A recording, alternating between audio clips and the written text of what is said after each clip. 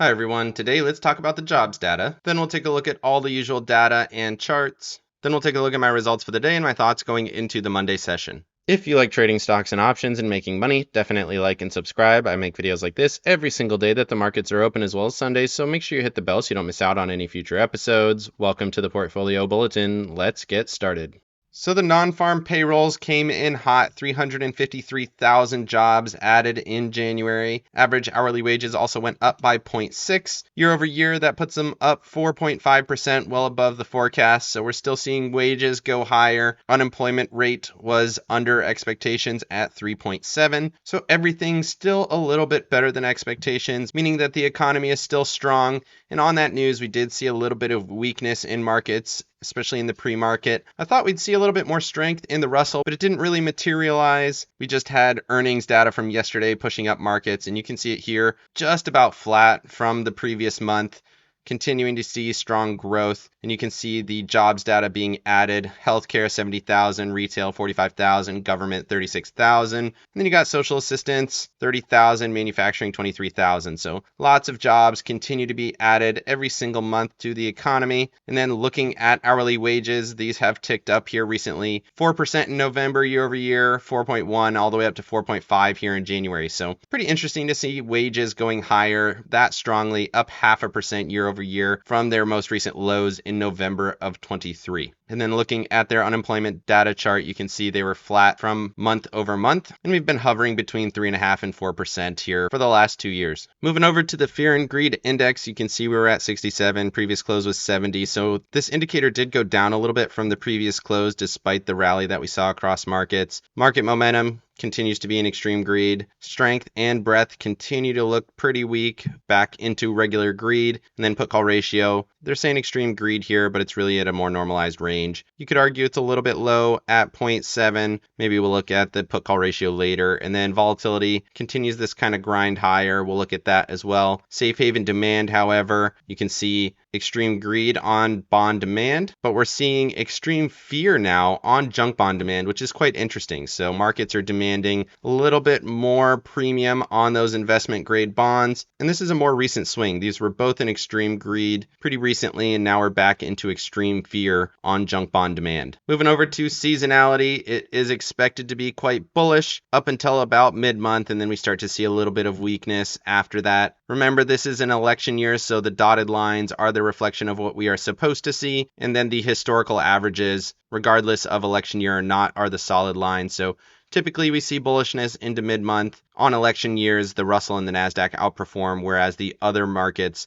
tend to be basically flat and then lower into the end of the month. Moving over to the earnings calendar, you can see ExxonMobil, Chevron doing well. Chevron did miss on the top line a little bit, but everybody's beating on the bottom line, at least in the biggest players. Church and Dwight met on earnings, beat on revenue, so everything continues to look good there. And then we'll take a look at the companies for next week in the Sunday video. Then moving over to the economic calendar, you can see those hourly wages up quite a lot, month over month, 0.6, year over year, 4.5, very high, much higher than expectations. Non-farm payrolls, way higher than expectations. Previous read also revised up. Participation rate did miss a little bit, but flat from the previous read. Private non-farms also beat by a lot. Unemployment rate continues to be flat, so economic data continues to be strong. Consumer expectations high. 5-year inflation a little bit higher than expectations at 2.8 versus the 2.9 that we got. That was kind of interesting. And then 1-year inflation continues to be at that level. The more interesting thing here is that in 1 year, they expect us to be at 2.9.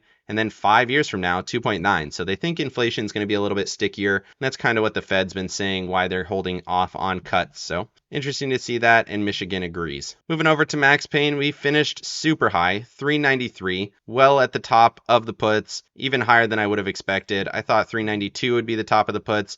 We finished even higher than that. 495 continues to be a call wall. Couldn't get above that one, but we did finish above 498, well above all of the puts, continue to get bullish finishes. And we did see a lot of options come into the market at 1.57. So lots of options coming in at the end of the week and still seeing bullish closes. And we'll take a look at next week's charts in the Sunday video, but it is a lot different than this week. Moving over to the charts, starting off with the S&Ps, you can see that massive rally we had after hours on the earnings. We gave a lot of that back early in the session, filled the gap, and then rallied through, making another higher high, finished up 1% on the day. Massive move. Once again, bullish momentum, stepping back into it here on the daily chart, so back into rally mode. We did see a little bit of volume on that selling candle on the last one of the day. Pretty interesting to see these levels, and taking a look at the max pain for next week and the week after, this could be an area that has some key resistance in it.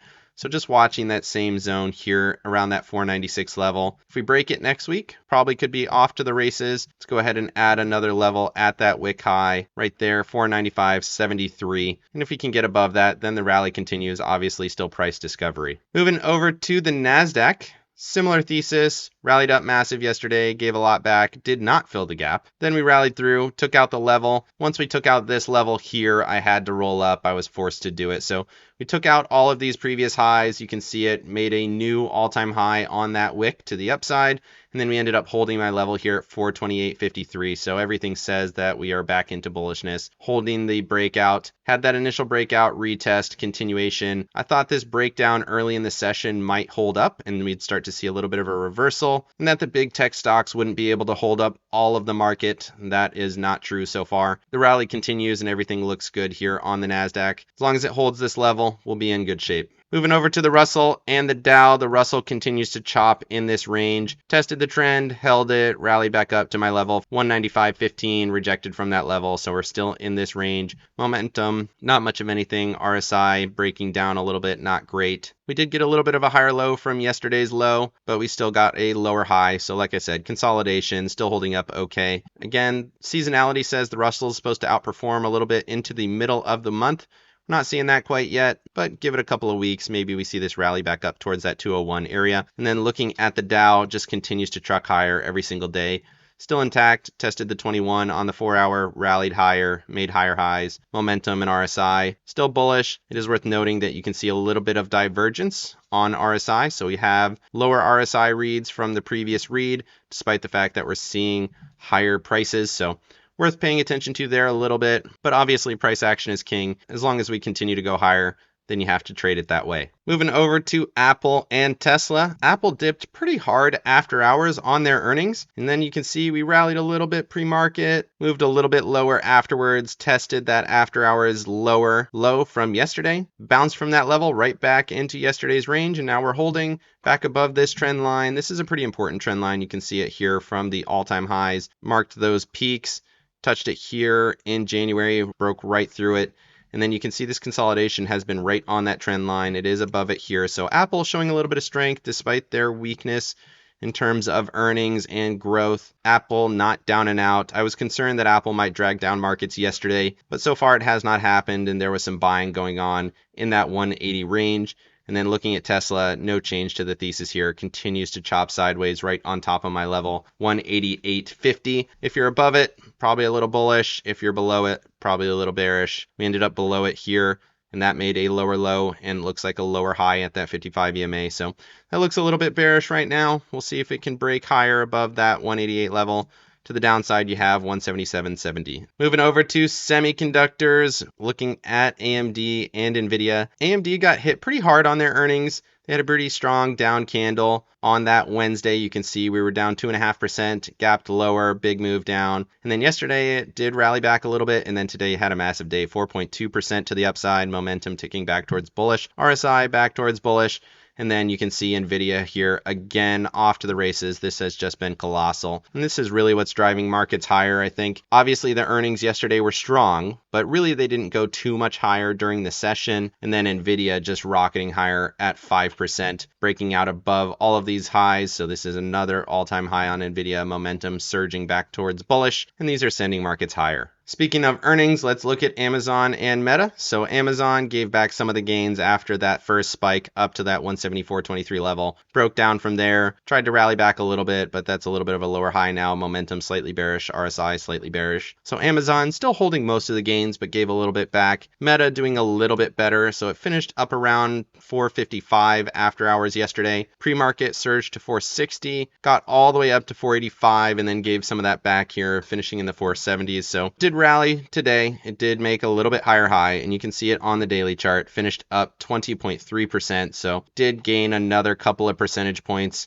You can see that volume ramping, massive volume spike on the day, 84. So buyers coming in, supporting Meta, especially with the fact that they did start a dividend. So Meta going much, much higher, took out the trend line. The only resistance I could find was up around 450. Again, this is all-time high, so it could really go anywhere at this point. Moving over to staples and discretionaries. Honestly, both of these are doing okay right now. You can see that candle on staples was 2% yesterday. Let's look at it on the daily chart here for consumer discretionary. That was up a little bit less than 2%, but then here today, this is the massive outperformer, 1.79%, obviously with the earnings, driving it close to that shorter term resistance around 178.50, whereas staples were down a little bit on the day. So a little bit of risk coming back into markets, which should be encouraging to the upside. Moving over to yields, we saw yields spike up today, which was pretty interesting. We had been downtrending, and this 10-year looked pretty weak. But here today, we got big spikes. So we got 3.87% on the 2-year, 3.76 on the 10-year. So 10-year lagging a little bit. 2-year got right back up to that resistance and tested it, held right in that zone, momentum slightly bullish. 10-year, higher low from this previous low, got back above my level. So it is back above 4%, which is encouraging. I'm still waiting for this to get back to normalized conditions where the 10-year is trading closer to that 4.5% is what I would expect. And then I would expect the 2-year to kind of hover in the same area, if not dip down towards that 4%. So you get more normalized conditions. Longer term yields give you a little bit more money. And you can see we're back above that trend line as well. So yields going a little bit higher today, breaking that rut that we had seen over the past week. And then moving over to the dollar, with the unemployment data came a really strong move on the dollar. Massive, massive candle. You can see that first candle was 0.72. Massive run, continued higher, pulled back to the 9 EMA slightly. But this is a breakout now. We're well above all of these previous wick highs, well above the level. We did close above it. So the dollar showing a little bit of strength, which is interesting. Up to that 104.4 is my next level of resistance. I was watching this as a rising wedge. Then we kind of chopped sideways out of it, tested support, and then rallied higher. So at this point, you would expect the dollar to go higher with that strong momentum, strong RSI. We'll see if that affects markets or not. Right now, it is not. But if this starts to surge really strongly, like it looks like it might, that could affect markets over the next week or two. Moving over to bonds, you can see J&K continues to sell off. That is not great. So usually that's a bit of a foreshadowing of where markets are headed eventually. Right now, markets are going higher while J&K is going lower. So that's something to pay attention to. If this continues to break down while markets are going higher or settling into their current levels, that's probably a bearish indicator. Momentum's bearish, RSI looking bearish here. And then looking at J&K, massive reversal, island reversal. I was really expecting this to go back up to this previous resistance, but then we got the jobs data, sent the dollar higher, sent yields higher, and then TLT broke back down. So interesting to see that. Doesn't mean that this is going to break all the way below these previous lows. Certainly could hold in this area. Like I mentioned on yields, I think the 10-year is probably headed to 4.5%. But the question is, when is that going to happen? Could take a while to do it, especially with how dovish the Fed is right now. Moving over to the VIX, really did not do much of anything. It was actually slightly down on the day, threw a big wick to both directions. So it's still a little bit elevated from these previous lows, hovering around the high 13s. To me, this is still a little bit bullish, and it still held that trend line like it did yesterday. So again, still hanging in there, even with all of the data done for this week. Something to watch. If it breaks down on Monday back towards these more recent lows, then we're probably okay, at least for the next week or two. But right now, it's still holding at a slightly elevated number and waiting to see if this pushes into that 1650 area. Moving over to my accounts, you can see they're quite a bit lower than they were yesterday. And that's because I had the inverse of what happened on that dip low. So the way that Tasty does it, they let the share price move around, but obviously the option prices don't move after hours. So with the big spike up, the share price went higher, but the options stayed the same price. And then once the options opened, obviously some of that money came out of the account. So that was not great. But what I did do here is roll out these options. Like I said, the NASDAQ broke out, so you have to trade what you have. I rolled these all out to that 409, almost 410 level for $26. So we'll take a look at that on the price chart, but that does give me quite a bit of room. That puts my max profit up around 436. So that would give me about another $7 of potential upside on these positions. Again, I had to pay to do it. I took a credit to roll down the last time, and then I had to pay a little bit to roll out this time, but it does give me a little bit more opportunity to the upside, and it does seem like that might come through over the next week, especially with seasonality. And then looking at the TQQQ, I rolled this out as well here to 55 for almost $2. You can see we're already at the max profit there. I'm letting that marinate a little bit right now. You can see it's down a little bit after hours. If it continues to rally super aggressive, I can always roll this out another week.